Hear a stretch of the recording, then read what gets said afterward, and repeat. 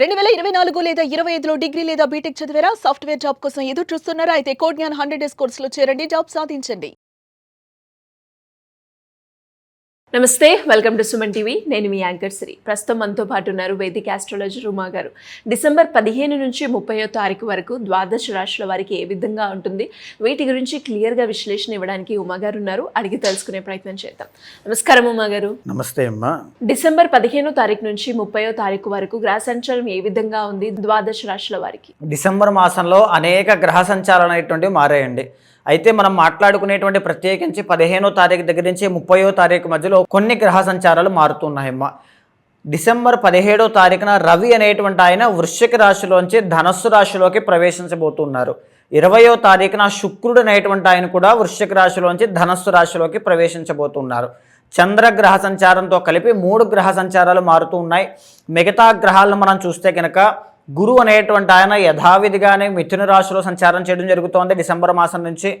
కేతు అనేటువంటి ఆయన సింహరాశిలో సంచారం చేయడం, కుజుడు అనేటువంటి ఆయన ధనస్సు రాశిలో సంచారం చేయడం, బుధ గ్రహ సంచారం వృశ్చిక రాశిలో సంచారం చేయడం, కుంభరాశిలో రాహు, మీనరాశిలో శని అనేటువంటి ఆయన సంచారం చేయడం జరుగుతుందమ్మా. అండ్ అలాగే మేషరాశి వారికి విద్యాపరంగా, ఆరోగ్యపరంగా, సంతానపరంగా ఈ 15 రోజులు ఎలా ఉంది? ఎన్ని గ్రహాలు వారికి అనుకూలిస్తున్నాయి? ఏ సందర్భాల్లో జాగ్రత్తలు తీసుకోవాల్సిన అవసరం ఉందంటారు? తప్పకుండా అండి. మేషరాశి వాళ్ళకి మనం చూస్తే కనుక ఈ 15 రోజుల్లో 3 గ్రహాలు దివ్యంగా అనుకూలిస్తున్నాయని చెప్పొచ్చండి. అష్టమంలో బుధగ్రహ సంచారం దివ్యంగా అనుకూలిస్తోంది. భాగ్యంలో శుక్రుడు దివ్యంగా అనుకూలిస్తూ ఉన్నారు. లాభంలో రాహు అనేటువంటి ఆయన చాలా బాగున్నారమ్మా. మిగతా గ్రహాలన్నీ కూడా మిశ్రమంగా ప్రతికూలంగా ఉన్నాయి. వాటి కోసం మనం మాట్లాడితే 3వ స్థానంలో గురుడు, పంచమంలో కేతువు, భాగ్యంలో రవికుజులు, ద్వాదశంలో శని అనేటువంటి ఆయన నడుస్తూ ఉన్నారు. ప్రధానంగా వీళ్ళకి ఈ డిసెంబర్ మాసం నుంచి 3వ స్థానంలోకి గురువు అనేటువంటి ఆయన రావడం జరిగింది. ఈ గురువు అనేటువంటి ఆయన 2026 జూన్ దాకా కూడా అక్కడే ఉంటారు.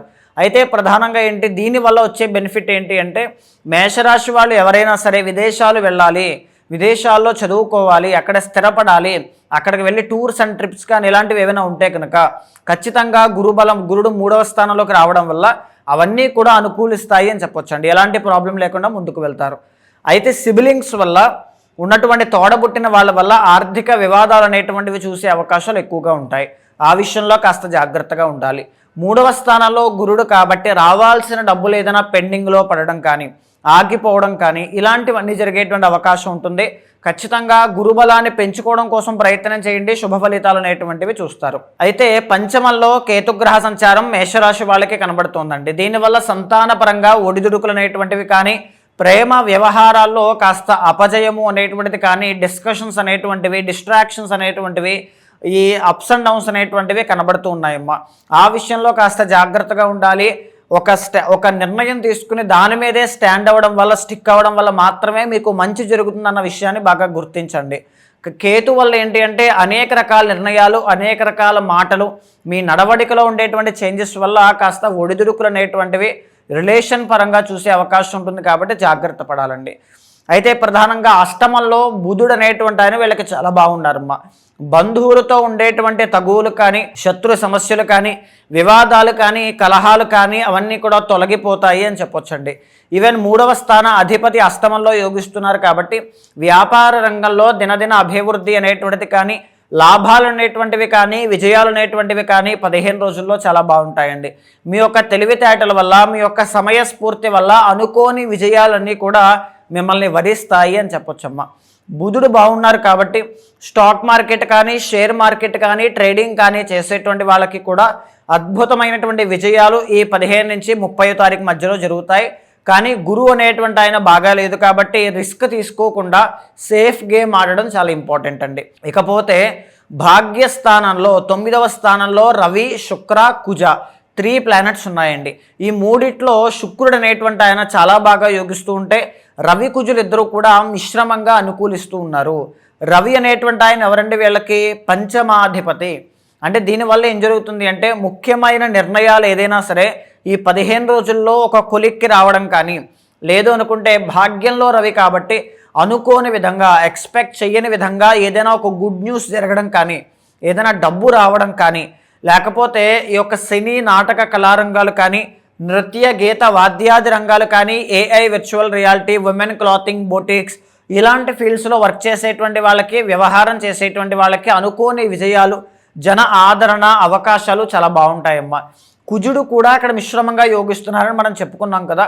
రియల్ ఎస్టేట్ వ్యాపారం, కోర్టు సమస్యలు, భూ వ్యవహారాలు, వ్యవసాయము, కన్స్ట్రక్షన్ ఫీల్డ్, కోర్టు సమస్యలు, ఇలాంటివన్నీ కూడా కుజుడికి సంబంధించిన ఫ్యాక్టర్ ఏదైతే ఉంటుందో అవన్నీ కూడా మిశ్రమంగా అనుకూలిస్తాయి. రావాల్సిన డబ్బులు ఏదైనా ఉంటే ఖచ్చితంగా వచ్చే అవకాశాలు ఉంటాయండి.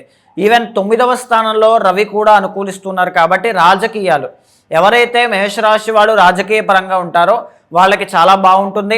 మంచి ఆదరణ, పేరు ప్రఖ్యాతులు పెరగడం కానీ, ఏదైనా డబ్బు ఆర్థికంగా వృద్ధి చెందడం కానీ ఆ వృత్తిలో చాలా బాగుంటుందని చెప్పొచ్చండి.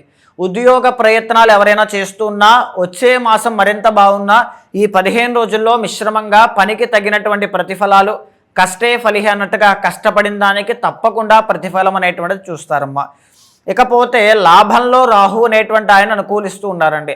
ఎవరైతే మీడియా రంగంలో వర్క్ చేస్తూ ఉన్నారో, ఎవరైతే ఈ యొక్క రాజకీయ పరంగా ఉన్నతమైనటువంటి స్థాయికి వెళ్ళాలి, పరిచయాలు పెంచుకోవాలి, ఇలాంటివన్నీ కూడా ఎవరైతే ఉంటారో ఒక బిజినెస్ అడ్మినిస్ట్రేషన్ కానీ ఆర్గనైజేషన్లో పనిచేసేటువంటి వాళ్ళకి కూడా చాలా మంచి గుర్తింపు అనేటువంటిది కానీ, లాభాలు కానీ, విజయం కానీ చూసే అవకాశం ఉంటుంది.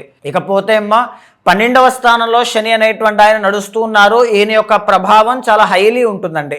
ఏలినాటి శని కాబట్టి, అందులోనూ ఫస్ట్ ఫేజ్లో ఉన్నారు కాబట్టి సంపాదించినటువంటి డబ్బు నిలబడకపోవడం, విపరీతంగా ఖర్చులు అవ్వడం ఒక పక్క నుంచి ఉంటూ ఉంటే చిన్న చిన్న అవమానాలు, అనుమానాలు, భయము, కోర్టు సమస్యలు, ఎలిగేషన్స్, ఇలాంటివన్నీ ఒక పక్కన ఉంటూ ఉంటే కష్టపడిన దానికి ఏదో ఒక విధంగా ఆటంకాలు రావడం. అంటే వీళ్ళు 100% ఎఫోర్ట్ పెడితే 30 to 40% మాత్రమే రిజల్ట్స్ కనబడడం, లాస్ ఆఫ్ మనీ కానీ, లాస్ ఆఫ్ థాట్స్ కానీ, లాస్ ఆఫ్ ఎనర్జీ కానీ, ఇలాంటివన్నీ జరుగుతున్నట్టుగా ఒక అసంతృప్తికరమైనటువంటి భావన కనబడుతూనే తల దగ్గర నుంచి ఊపిరితిత్తుల దాకా స్వల్పమైనటువంటి అనారోగ్య సమస్యలు వస్తున్నట్టుగా మొదలైనట్టుగా వీళ్ళకి కనబడుతూ ఉంటాయమ్మా. ఏలినాటి శని యొక్క ప్రభావం అన్నమాట. హనుమాన్ చాలీసా ప్రతిరోజు చదవండి. కాళీమాతకి సంబంధించినటువంటి స్తోత్రాలు కానీ, శ్లోకం కానీ పారాయణ చేసుకోండి. దీనివల్ల ఏలినాటి శని అనేటువంటిది తప్పకుండా తగ్గుతుంది అని చెప్పొచ్చండి. సో ఈ విధంగా ఈ 15 రోజుల్లో అనేక రకాల రంగాల్లో, అనేక రకాల వృత్తులున్న వాళ్ళకి అనేక రకాల అంశాల మీద 9 గ్రహాల యొక్క ప్రభావము కనబడుతోంది. మీరు ఏదైనా ఈ పర్టికులర్ అంశం మీద మాట్లాడాలి, ప్రతి వార ఫలాల్లోనూ మాస ఫలాల్లోనూ ఇంక్లూడ్ చేయాలనుకుంటే తప్పకుండా కమెంట్స్లో మీరు తెలియచేయచ్చు. అలాగే ఈ 15 రోజుల్లో వీళ్ళకి కలిసి వచ్చే రంగు ఏంటి మా గారు? ఈ 15 రోజుల్లో వీళ్ళకి బాగా కలిసి వచ్చేటువంటిది ఆకుపచ్చ రంగు, వైట్ కలర్. ఈ రెండు కూడా చాలా బాగుంటాయి. కలిసి వచ్చే నెంబర్ 5, నెంబర్ 6 రెండు కూడా బాగుంటాయి. కలిసి వచ్చే వారం బుధవారం, శుక్రవారం చాలా బాగుంటుందండి. ఇంకా ఎవరికైనా కూడా వాళ్ళు ఏదైతే సమస్యను ఎదుర్కొంటున్నారో దానికి సంబంధించి రెమెడీ కావాలి ఆస్ట్రాలజీ పరంగా అనుకుంటే ఏ రకంగా మిమ్మల్ని అప్రోచ్ అయ్యే ఛాన్స్ ఉందంటారు? తప్పకుండా అమ్మా. మనం ఏదైతే డీటెయిల్డ్ అనలైసిస్ మనం చేసుకుంటున్నామో దీని అంతా కూడా గోచార అంశము అంటామండి. పర్సనల్ చార్ట్లో 12 భావాల ఆధారంగా మీ జీవితంలో ప్రతి అంశాన్ని దీర్ఘంగా మనం చూడొచ్చు, డీప్గా ప్రతిదీ కూడా చర్చ చేయొచ్చు. సో అలాంటి వాళ్ళు ఎవరైనా ఉంటే మీకు కింద కనిపించే నెంబర్కి కాల్ చేస్తే మా వాళ్ళు మీకు పూర్తి వివరాలు అందిస్తారు. మీ జాతకాన్ని చూసిన తర్వాత గోచారంతో సమన్వయం చేస్తూ ఏదైనా దోషాలుంటే శాంతి పరిహారములు ఆచరింపచేసి భగవత్ అనుగ్రహం కలిగేలా చేస్తాను. థ్యాంక్ యూ మా గారు. Thank you so much. నమస్తే అండి.